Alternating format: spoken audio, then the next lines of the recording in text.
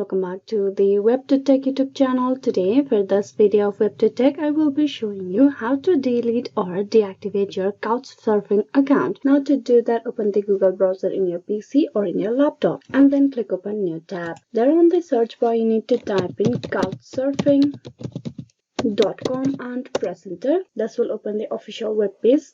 And once you're at the official web page, you need to log in first. So click on login on the top right. Then provide your account details over here. Log into the Couchsurfing account of yours. Provide the details of yours. That is your email or the username. Then you type in the password. And then click on login. You can also log in with the Facebook if you have linked the account with the Facebook. Now that you have been logged in into the Couchsurfing account of yours, what you need to do is you need to go and tap on Manage Accounts on the top over here. Click on Manage Account.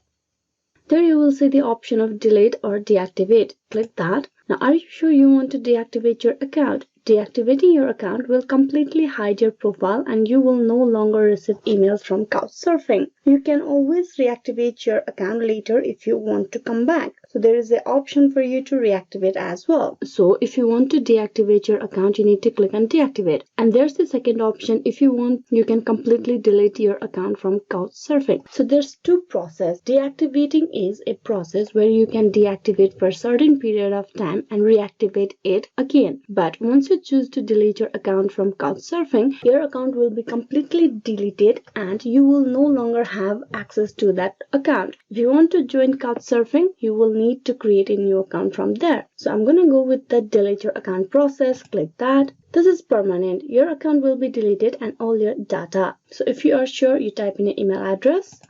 Then click on delete. Now here you need to go and check out your Gmail.